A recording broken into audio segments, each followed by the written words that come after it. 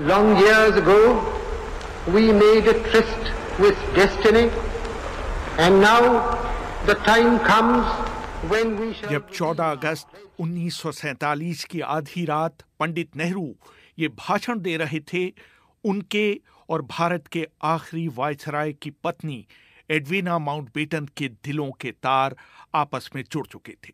Mountbatten दंपति के भारत में कदम रखते ही जिस पहले शख्स ने उनसे मुलाकात की थी, वो थे जवाहरलाल नेहरू।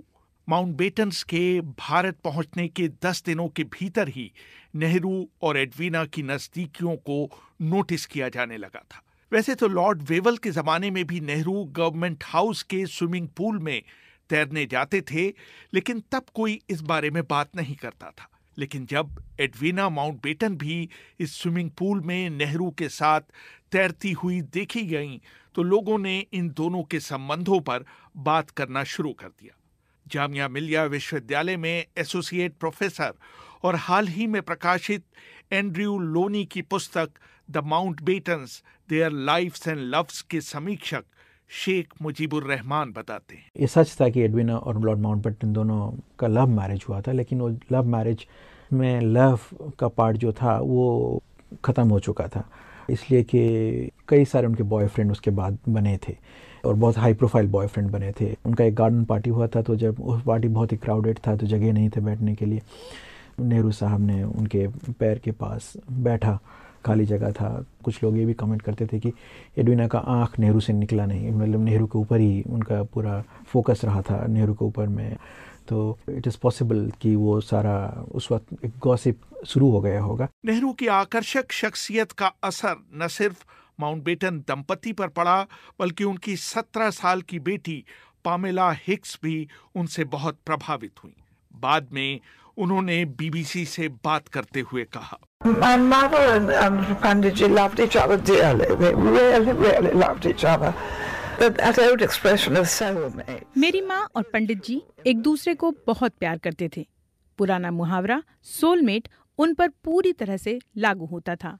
मेरे पिता बहिर्मुखी थे, जबकि मेरी माँ अपने आप में ही रहना पसंद करती थीं। वो बहुत लंबे समय तक विवाहित रहे थे और एक दूसरे के बहुत अच्छे साथी भी थे, लेकिन इसके बावजूद वो अकेलेपन की शिकार थीं। तभी उनकी मुलाकात एक ऐसे शख्स से हुई जो संवेदनशील, आकर्षक, सुसंस्कृत और बेहद मनमोहक था। शायद यही वजह थी कि वो उनके प्यार में डूब गईं। इस बीच भारत में राजनीतिक उथल-पुथल के बावजूद लोगों की नजर एडवीना और नेहरू पर थी। नेहरू के जीवनीकार स्टैनली वॉलपर्ट लिखते हैं, एक बार मैंने नेहरू और एडवीना को ललित कला अकादमी के उद्घाटन समारोह में देखा था। मुझे ये देखकर आश्चर्य हुआ था कि नेहरू को सबके सामने एडवीना को छूने, उनका हाथ पकड़ने और उनके कान में फुसफुसाने से कोई परहेज नहीं था। माउंटबेटन के नाती लॉर्ड रेमसी ने एक बार मुझसे कहा था कि उन दोनों के बीच महज अच्छी दोस्ती थी, इससे ज्यादा कुछ नहीं। लेकिन खुद लॉर्ड माउंटबेटन एडवीना को लिखी नेहरू की चिट्ठियों को प्रेम पत्र कहा करते थे। उनसे ज्यादा किसी को ये अंदाजा नहीं था कि एडवीना किस हद तक अपने जवाहा को चाहती थी। नेहरू की एक और जीवनी लिखने वाले एमजे अकबर बताते हैं कि इस बारे में सबसे सशक्त प्रमाण टाटा स्टील के मुख्य कार्यकारी अधिकारी रहे रूसी मोदी ने उन्हें दिया था। 1949 से 1952 के बीच रूसी के पिता सर होमी मोदी उत्तर प्रदेश के राज्यपाल हुआ करते थे। नेहरू नैनीताल आए हुए थे और राज्यपाल मोदी के साथ ठहरे हुए थे। जब रात के 8 बजे तो सर मोदी ने अपने बेटे से कहा कि वो नेहरू के शयन कक्ष में जाकर उन्हें बताएं कि मेज पर खाना लग चुका है और सबको आपका इंतजार है। जब रूसी मोदी ने नेहरू के शयन कक्ष का दरवाजा खोला तो उन्होंने देखा कि नेहरू ने एडवीना को अपनी बाहों में भरा हुआ था। नेहरू की आंखें मोदी से मिली और उन्होंने अजीब सा मुंह बनाया। मोदी ने झटपट दरवाजा बंद किया और बाहर आ गए। थोड़ी देर बाद पहले नेहरू खाने की मेज पर पहुंचे और उनके पीछे पीछे एडवीना भी वहां पहुंच गईं। आखिर ऐसी क्या बात थी कि नेहरू और एडवीना एक दूसरे की तरफ आकर्षित हुए, खासतौर से ये देखते हुए कि भारत उन दिनों राजनीतिक झंझावात से जूझ रहा था। Beautiful voice and speaking, very erudite, tremendously knowledgeable, great fun, very fiery tempered, but the kind of Nehru बहुत ही अच्छी बातचीत करने वाले विद्वान और करिश्माई शख्स थे। नेहरू की पत्नी बहुत पहले ही मर चुकी थी। उनकी बेटी इंदिरा शादीशुदा थी, उनके 2 बच्चे थे और वो दिल्ली से बाहर रहती थीं। उन्होंने अपनी बहन को राजदूत के रूप में मॉस्को भेज रखा था। तभी उनकी मुलाकात एक बहुत ही आकर्षक महिला से होती है। दोनों के बीच एक तरह की चिंगारी पैदा होती है और दोनों एक दूसरे के प्यार में डूब जाते हैं। अब सवाल उठता है कि इन अंतरंग संबंधों को एडविना के पति लॉर्ड माउंटबेटन ने किस तरह से लिया। इस किताब में पहली बार लोनी साहब ये चीज़ को बताए हैं, विथ लॉट ऑफ डॉक्यूमेंटेशन के साथ बताए हैं कि माउंटबेटन का भी औरतों से इंटरेस्ट कम गया था। ही वॉज ए क्लोसेटेड गे, तो उनके भी अपने पार्टनर्स थे, उनके भी अफेयर्स थे, लड़कियों के साथ था और मर्दों के साथ भी था। एक चीज़ को हमको ये याद में रखना पड़ेगा कि एडविना माउंटबेटन ये भी जानती थी कि वो वाइसरॉय की वाइफ हैं और उनका एक जिम्मेदारी है उस पर्टिकुलर हिस्टोरिक टाइम में, और इसलिए वो खाली नेहरू के साथ नहीं, वो एक सबसे बड़ा कदम जो उठाई थी दिल्ली आने के बाद में, वो जो प्रोमिनेंट वीमेन फिगर थे सबसे वो एक स्पेशल रिलेशनशिप बनाने का कोशिश की थी डेलिबरेटली, जैसा राजकुमारी अमृत कौर के साथ, जैसा पटेल की बेटी के साथ, जैसा विजयलक्ष्मी पंडित के साथ। इन सबों के साथ स्पेशल कनेक्शन बनाकर वो किस तरीके से सोचते हैं और उनके जो दोस्त लोग जो मेजर फिगर्स हैं वो सारा चीज़ वो लेती थी उसके अंदर में। माउंटबेटन भी चाहते थे कि एडविना ये रोल प्ले करें और इसका फीडबैक वो उनको देते रहें। आखिर वो घड़ी भी आ गई जब एडविना और नेहरू ने एक दूसरे से विदा ली। भारतीय मंत्रिमंडल ने उनके सम्मान में एक विदाई भोज दिया। बीबीसी ने पामेला हिक्स से पूछा कि उनकी मां के लिए नेहरू से विदा लेना कितना कष्टपूर्ण था। Heartbreaking. Just before she left, she had taken a very beautiful emerald ring she had. उनके लिए ये दिल तोड़ने जैसा था। जाने से पहले उन्होंने अपनी एक बहुत सुंदर पन्ने की अंगूठी निकाली, उसे उन्होंने नेहरू की बेटी इंदिरा को दे दिया। नेहरू हालांकि एक अमीर परिवार से आते थे, लेकिन उन्होंने अपना सब कुछ देश को दान कर दिया था। एडविना ने इंदिरा से कहा कि वो ये अंगूठी नेहरू को नहीं दे रही हैं, क्योंकि मुझे पता है कि वो इसे नहीं लेंगे। अगर कभी भी उन्हें पैसों की जरूरत पड़ी तो तुम इस अंगूठी को बेच देना। अगली सुबह जब नेहरू गवर्नमेंट हाउस पहुंचे तो उन्होंने उपहारों का आदान प्रदान किया। एडविना ने उन्हें 18वीं सदी का सोने का बना एक फ्रेंच डिब्बा दिया। नेहरू उनके लिए एक पुराना सिक्का, पके आमों का एक क्रेट और अपनी आत्मकथा की एक प्रति लाए। जब एडविना जहाज में बैठी तो वो अपने आंसुओं को नहीं रोक पाईं। उन्होंने अपने गले से सेंट क्रिस्टोफर का एक क्रिस्टल निकाला और अपनी पीए से कहा कि आप जहाज से नीचे उतरिए और इसे किसी ऐसे शख्स को दे दीजिए जो इसे नेहरू तक पहुंचा दे। जहाज की लंबी यात्रा के दौरान मेरी मां ने एक शब्द भी नहीं कहा। लेकिन इसके बाद भी नेहरू और एडविना की मुलाकातों का सिलसिला जारी रहा। नेहरू जब भी राष्ट्रमंडल शिखर सम्मेलन में भाग लेने लंदन जाते, एडविना के साथ कुछ दिन जरूर बिताते। उन दिनों भारतीय उच्चायोग में काम कर रहे खुशवंत सिंह ने अपनी आत्मकथा truth, love and little malice में लिखा है कि एक बार नेहरू कॉमनवेल्थ कॉन्फ्रेंस में भाग लेने लंदन आए। नेहरू के विमान ने जब हीथ्रो के रनवे को छुआ तो काफी रात हो चुकी थी।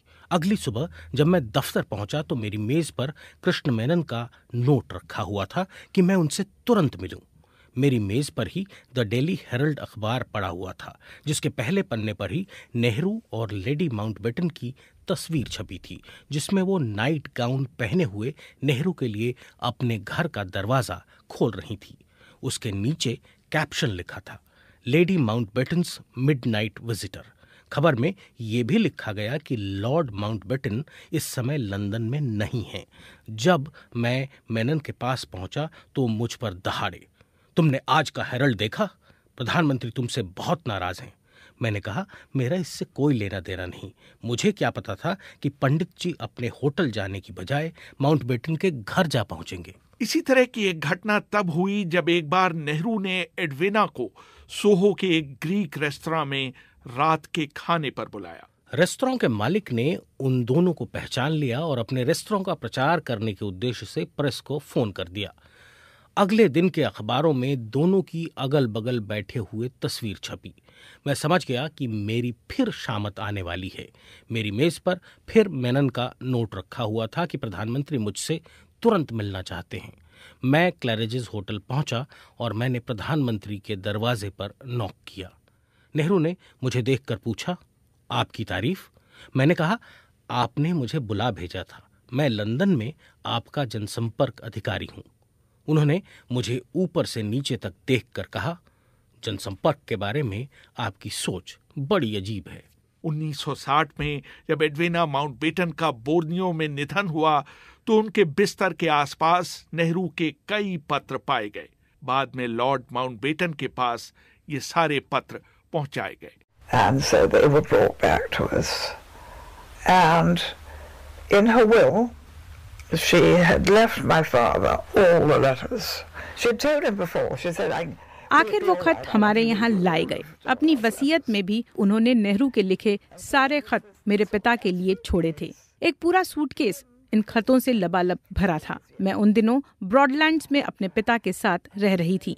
एक दिन उन्होंने मुझसे कहा, क्या तुम इन खतों को मेरे लिए पढ़ सकती हो? हालांकि मैं समझता हूँ कि 99.9% इनमें ऐसा कुछ नहीं निकलेगा जिससे मुझे तकलीफ हो। कुछ दिनों तक तो मैं ऐसा करने की हिम्मत ही नहीं जुटा पाई, लेकिन कुछ दिनों बाद मैंने उन सब को पढ़ा। वो गजब के थे। वो असल में भारत को बनाने की एक डायरी थी। उन खतों की शुरुआत हमेशा एक वाक्य से होती थी कि वो मेरी माँ को कितना मिस कर रहे हैं और वो उनके लिए बहुत खास हैं। खत का अंत भी वो एक निहायत ही निजी टिप्पणी से करते थे। उनमें कुछ भी शारीरिक नहीं था। ये सारे खत सुबह 2 बजे से 4 बजे के बीच लिखे गए थे और इन सभी को नेहरू ने अपने हाथों से लिखा था। सवाल उठता है कि नेहरू और एडविना के बीच प्रेम संबंध प्लेटोनिक थे या शारीरिक।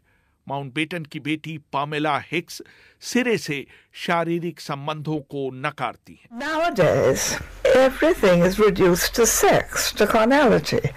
The fact that you can be... आजकल हर चीज सेक्स तक संकुचित हो गई है। आज की पीढ़ी के लिए ये बात बहुत अजीब लग सकती है कि कोई किसी से बिना सेक्स के इतनी गहराई से भावनात्मक रूप से जुड़ा रह सकता है। पुराने जमाने में यह अक्सर होता था। सही बात यह है कि मेरी माँ और नेहरू को अकेले में मिलने का बहुत कम मौका मिला। वो हमेशा लोगों से घिरे रहते थे।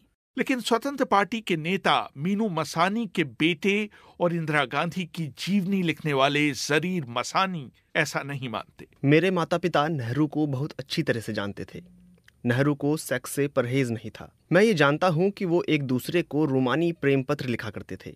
50 के दशक में वो जब भी लंदन जाते थे वो उनके साथ रात बिताया करते थे। हालांकि उनकी ये हरकत भारतीय विदेश सेवा के अधिकारियों को पसंद नहीं आती थी। उनमें से एक मेरे चाचा थे जो बाद में भारत के विदेश सचिव बने। ऐसा नहीं लगता कि नेहरू एडविना के साथ सोए नहीं होंगे। माउंटबेटन के नाती एशली हिक्स ने 1 फरवरी 2017 को डेली टेलीग्राफ को दिए गए इंटरव्यू में दावा किया था कि नेहरू की बहन विजयलक्ष्मी पंडित ने उन्हें बताया था कि नेहरू तब तक नपुंसक हो चुके थे, इसलिए उनके एडविना के साथ शारीरिक संबंधों की बात फिजूल लगती है। जहाँ तक ख़त, जिस तरीके से gifts, photographs, frequency of meeting, इससे पता चलता है कि ये रिलेशनशिप फॉर्मल नहीं था, ये रिलेशनशिप रोमांटिक था। क्या ये फिज़िकल था या नहीं था, इसके ऊपर में आप दोनों तरफ जा सकते हैं, क्योंकि फ़िज़िकल रिलेशनशिप दोनों माने नहीं हैं, मतलब दोनों कन्फेस नहीं किए कि फ़िज़िकल रिलेशनशिप था। चांसेस ऑफ उनका having physical relationship is much higher, क्योंकि लेडी माउंटबेटन एडविना का रिलेशनशिप दूसरे मर्दों के साथ था, उनके बॉयफ्रेंड्स थे। तो इसलिए ये नहीं कि वो पहली बार अपने हस्बैंड को बिट्रे कर रही हैं, डिफाई कर रही हैं वगैरह वगैरह। और उनके हस्बैंड का भी इस तरीके से रिलेशनशिप था। I would be very inclined to say that it was definitely consummated. Rehan Fazal, BBC, Delhi.